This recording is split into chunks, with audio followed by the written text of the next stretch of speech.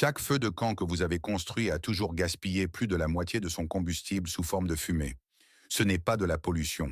C'est de l'énergie non brûlée qui s'envole vers le ciel pendant que vous restez là, gelé. La plupart des gens pensent qu'un plus grand feu signifie plus de chaleur. La physique dit le contraire. Un minuscule feu à l'intérieur d'une colonne de briques isolée génère plus de chaleur utilisable qu'un feu de camp rugissant 10 fois plus grand. Et l'homme qui l'a prouvé était un ingénieur en mécanique nommé Larry Winiarski. Il a passé 40 ans au centre de recherche Approvecho à démontrer que 10 principes de conception simple pouvaient transformer 2 dollars de briques en le brûleur à bois le plus efficace jamais testé. Plus de 10 millions de ces poêles ont été construits dans le monde entier. Il ne l'a jamais breveté. Il n'a jamais touché un centime. L'industrie de l'équipement de plein air préférerait vous vendre un réchaud de camping à 300 dollars avec des cartouches de combustible brevetées plutôt que de vous enseigner la physique derrière 16 briques et une branche de bois sec. Le numéro 1 est le paradoxe de la fumée et du combustible. Et c'est là que votre feu de camp devient la scène d'un crime d'énergie gaspillée. Cette fumée qui s'échappe de votre feu n'est pas seulement de la pollution, c'est du combustible non brûlé qui s'échappe dans l'atmosphère. Quand le bois brûle, il passe par un processus appelé pyrolyse. La chaleur décompose la cellulose et la lignine à l'intérieur du bois en gaz volatile. Ces gaz incluent le méthane, le méthanol, l'hydrogène et des dizaines d'autres composés combustibles. Ensemble, ces gaz volatiles contiennent environ 60% de l'énergie thermique totale stockée dans le bois. Votre feu de camp libère ces gaz, mais la plupart d'entre eux ne s'enflamment jamais. Ils flottent sous forme de fumée avant d'atteindre une température suffisamment élevée pour brûler. Ce seuil de température se situe autour de 600 degrés British pour l'allumage initial des gaz volatiles. Pour une combustion presque complète, des températures soutenues supérieures à 805 degrés sont nécessaires. Votre feu de camp ouvert maintient rarement une température supérieure à 300 ou 400 degrés à l'extrémité des flammes. Le centre du feu peut avoir des pics plus élevés, mais les bords dans la colonne de fumée restent bien en dessous du seuil de combustion. Vous pensez probablement que cela semble être un problème mineur. En réalité, cela signifie que plus de la moitié de l'énergie de chaque bûche que vous brûlez s'envole littéralement sous forme de fumée. Chaque volute de fumée est un rappel visible de la chaleur pour laquelle vous avez payé avec des efforts, du temps et du bois que vous ne récupérerez jamais. Mais voici ce qui rend un poêle-fusée différent. Un poêle-fusée force ces gaz volatiles à passer par une colonne verticale isolée, appelée élévateur de chaleur. L'isolation maintient les parois de la colonne chaude et les gaz montants ne peuvent pas s'échapper sans passer par une zone maintenue au-dessus de 850 degrés. À cette température, les gaz volatiles s'enflamment dans ce que les ingénieurs en combustion appellent la combustion secondaire. La fumée elle-même brûle. Le combustible que votre feu de camp gaspille, un poêle-fusée le brûle. C'est pourquoi un poêle-fusée bien construit ne produit presque aucune fumée visible.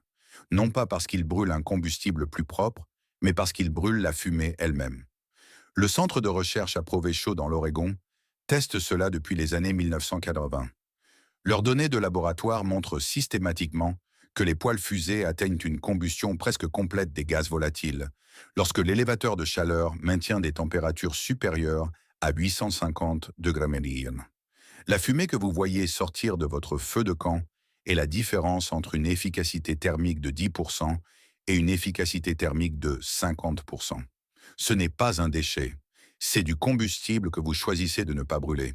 Mais comprendre la fumée n'est que la moitié de l'équation. Il s'avère que la forme du feu importe plus que sa taille. Et il existe une géométrie spécifique qu'un ingénieur en mécanique a passé 40 ans à perfectionner et qui multiplie tout ce que vous venez d'apprendre. Le numéro 2 est la colonne de combustion isolée. Et c'est cette physique fondamentale qui permet à une pile de briques à 2 dollars de surpasser un réchaud de camping à 300 dollars. Larry Winiarski était un ingénieur en mécanique titulaire d'un doctorat de l'Université d'État de l'Oregon. En 1980, il a commencé à développer ce qu'il a appelé le poêle-fusée au centre de recherche Approvecho. Son objectif était simple, construire le dispositif de combustion de bois le plus efficace possible en utilisant des matériaux que n'importe qui pourrait trouver n'importe où sur Terre. Après 4 décennies de tests en laboratoire, Winiarski a établi 10 principes de conception qui optimisent à la fois le transfert de chaleur et l'efficacité de la combustion dans un petit poêle portable. Le principe fondamental, c'est la chambre de combustion verticale isolée.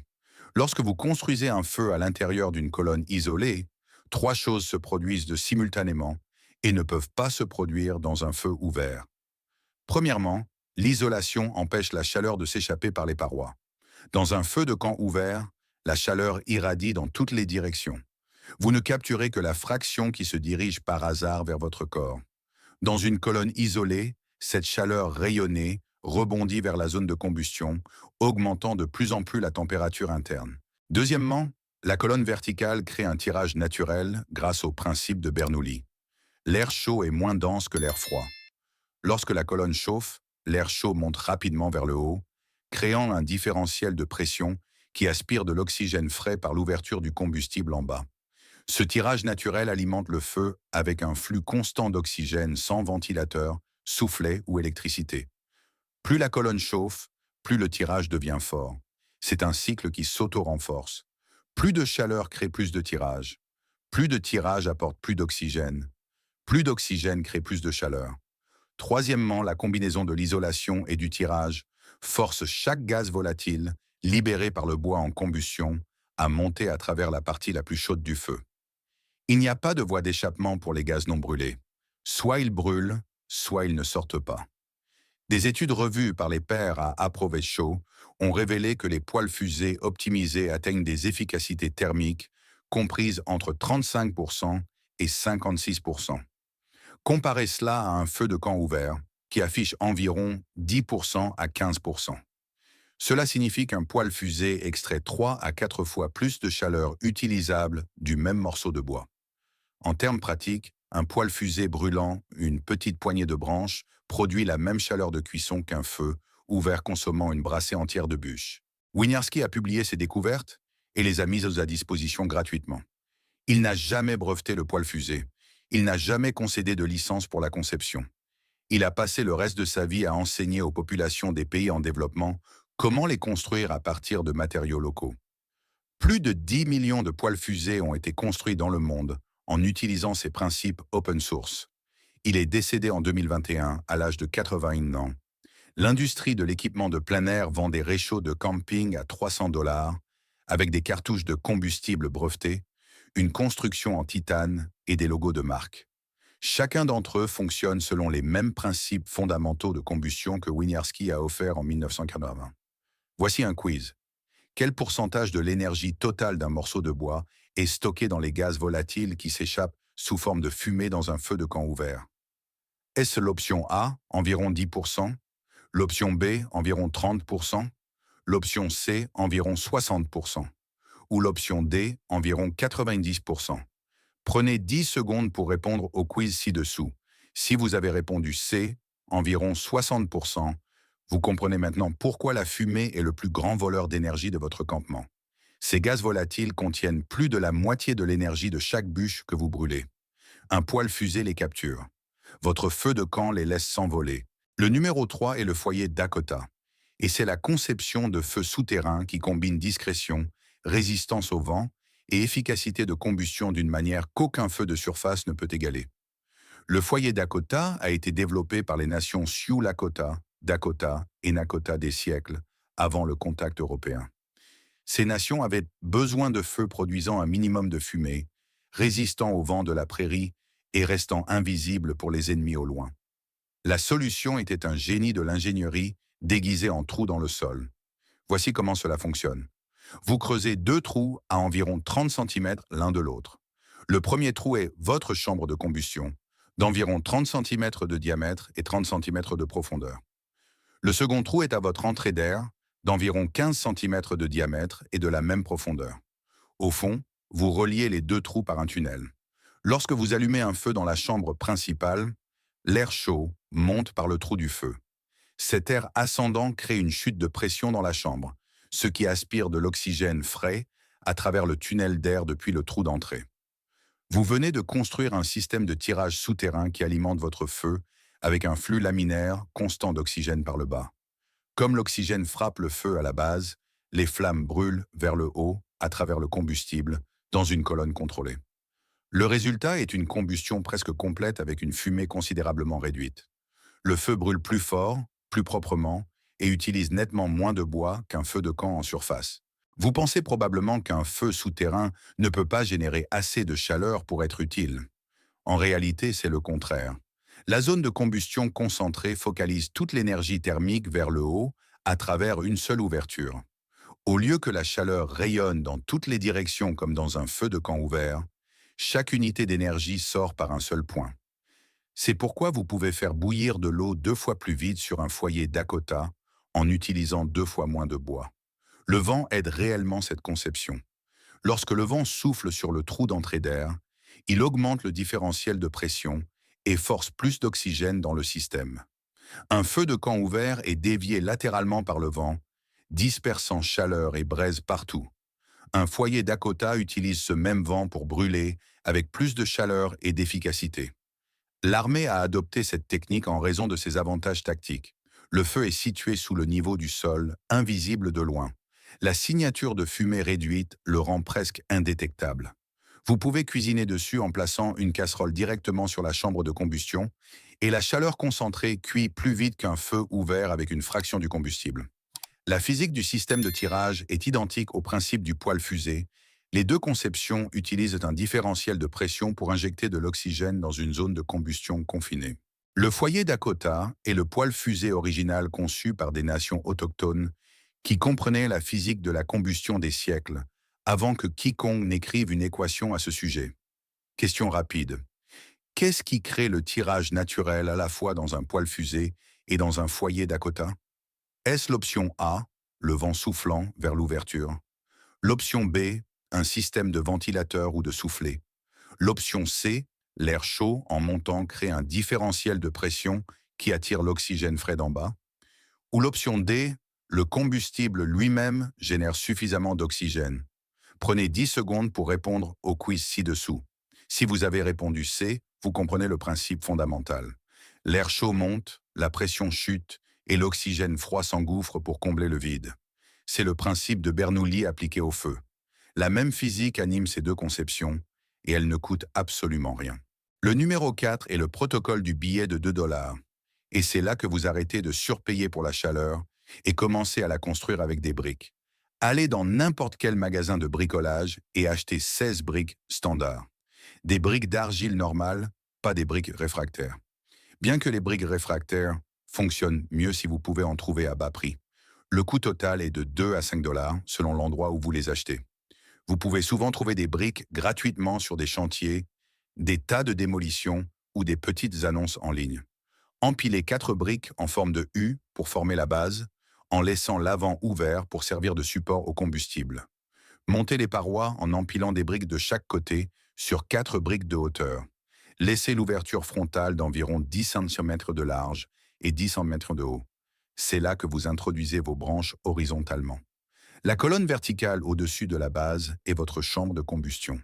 À mesure que le feu chauffe les parois internes de la colonne, les briques absorbent et renvoient la chaleur vers la zone de combustion, imitant l'effet d'isolation. Le tirage naturel attire l'air par l'ouverture du combustible et expulse les gaz chauds directement par le haut. Introduisez des branches de petit diamètre, environ de l'épaisseur de votre pouce, dans l'ouverture. Vous n'avez qu'à les pousser de quelques centimètres à la fois. Les extrémités brûlent à l'intérieur de la colonne tandis que le reste de la branche reste assez froid pour être tenu à la main. Vous contrôlez la vitesse de combustion selon la mesure dans laquelle vous poussez les branches vers l'intérieur. C'est une gestion de la chaleur de précision avec une pile de briques à 2 dollars. Une charge de branche de l'épaisseur d'un pouce brûle pendant environ 30 à 45 minutes de chaleur de cuisson soutenue. Un feu de camp ouvert, qui brûle le même volume de bois, dure peut-être 10 minutes avant que vous ne deviez en rajouter. Pour les situations de feu ouvert où vous ne pouvez pas construire de poêle fusée, ajoutez un mur réflecteur. Empilez des bûches vertes ou des pierres plates à hauteur de genou derrière votre feu, à environ 60 cm des flammes. Le mur sert deux objectifs. Il bloque le vent pour qu'il ne disperse pas votre chaleur, et les pierres ou les bûches absorbent le rayonnement thermique du feu et le renvoient vers vous. Cela peut créer une différence de température notable entre le côté exposé de votre feu et le côté avec le réflecteur. Placez-vous entre le feu et le mur réflecteur, et vous serez assis dans une poche de chaleur. Le feu vous chauffe de face. Le mur irradie la chaleur absorbée vers vous par l'arrière. Vous capturez de l'énergie qui, autrement, disparaîtrait entre les arbres. Combinez les deux techniques dans le même campement. Construisez le poêle fusée pour cuisiner et placez un mur réflecteur derrière un feu ouvert plus petit pour vous réchauffer pendant que vous êtes assis. Maintenant, vous utilisez la physique pour extraire un maximum d'énergie avec un minimum de combustible. Les réchauds de camping à 300 $ brûlent des cartouches de combustible brevetées qui coûtent entre 8 et 12 $ chacune. Un poêle fusée brûle des brindilles que vous trouvez par terre. La thermodynamique est identique. Le surcoût est de 300 $ pour un logo de marque apposé sur la même physique que 16 briques offrent pour 2 $. Et quand la cartouche est vide, vous vous retrouvez avec une pièce de titane coûteuse et sans combustible. Un poêle fusée ne manque jamais de combustible car tout le sol de la forêt est votre chaîne d'approvisionnement. Brindilles mortes, pommes de pin, morceaux d'écorce, tout ce qui est sec et combustible devient un carburant à haute efficacité dès qu'il pénètre dans une colonne isolée. Chaque feu que vous avez construit a toujours gaspillé plus de la moitié de son énergie sous forme de fumée. Maintenant, vous savez comment brûler la fumée elle-même. La même thermodynamique qui piège la chaleur à l'intérieur d'une colonne isolée piège également la chaleur à l'intérieur d'un aménagement de voiture à 5 $ qui vous garde au chaud pendant une nuit glaciale sans démarrer le moteur. C'est exactement ce que couvre la vidéo suivante. Si cette exploration de l'efficacité thermique et du pouvoir caché de la fumée a changé votre façon de voir votre prochaine aventure en plein air, abonnez-vous à la chaîne et aimez cette vidéo. Nous nous consacrons à découvrir l'ingénierie et l'histoire que l'industrie moderne néglige souvent. Construisons ensemble un avenir plus efficace. Notre prochaine découverte vous attend.